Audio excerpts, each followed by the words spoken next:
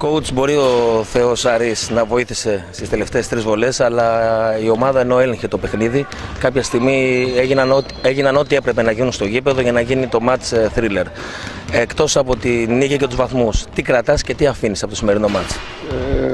Θέλω να το ξεχάσουμε γρήγορα. Καταρχήν, συγχαρητήρια στην ομάδα της ΚΟ. Πολύ καλή ομάδα και είναι μια ομάδα που δεν το κρύβουμε, το λέω στα παιδιά, μας φόβιζε εισαγωγικά πιο πολύ γιατί δεν μας ταιριάζει το στυλ. Είναι πιο ψηλή στις πιο πολλές θέσεις από εμάς και γρήγορη σαν και εμάς. Οπότε είχαμε θέμα. Το φοβόμασταν το παιχνίδι, λέμε την αλήθεια.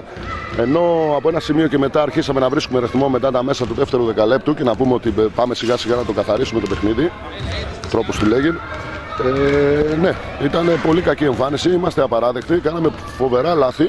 Και νομίζω ότι είναι θείο δώρο αυτό που έγινε στο τέλος να χαθούν 3 βολές. Εγώ δικαιώνω τον διαιτητή, καλά έκανε και εδώ στο φάουλ. Τώρα ελέγχεται αν είχε γίνει προσπάθεια για σουτ, αλλά από εκεί και μετά νομίζω ότι καταφέραμε να βγάλουμε τα μάτια μας, αλλά να κρατήσουμε την όρασή μας, πώς να το πω, δεν ξέρω.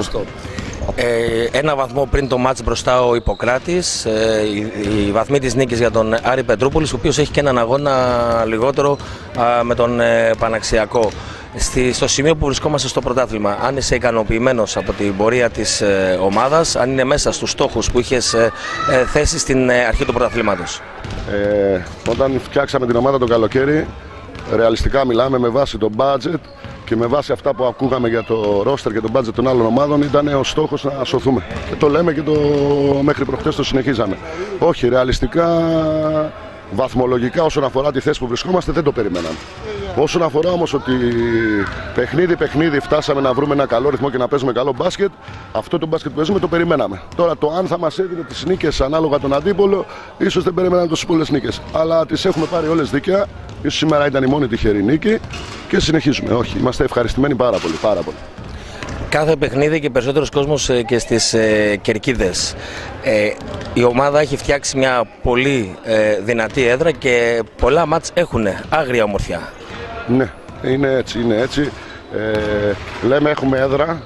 Όσον αφορά όμως τα καλάθια, τα στεφάνια, τους πάγκους, τις μπάλες, από εκεί και με το παρκέ, από εκεί και μετά, αν πάρουμε αναλογικά με τις άλλες ομάδες, ναι, έχουμε αρκετό κόσμο εμείς, αλλά επειδή είναι τέτοια η διαρρύθμιση του γηπέδου, δεν φαίνεται ότι είναι τόσο πολύ ο κόσμος. Και εγώ πιστεύω όμως ότι επειδή η Πετρούπολη είναι χρόνια με τον μπάσκετ πιο πολύ από πολλά άλλα αθλήματα, νομίζω ότι είναι λίγος ο κόσμος ακόμα. Εγώ περίμενα ότι θα έρχονται και επειδή είναι και Κυριακές απογεύματα, περίμενα ειλικρινά ότι θα έχουμε πιο πολύ κόσμο που θέλει να δει μπάσκετ.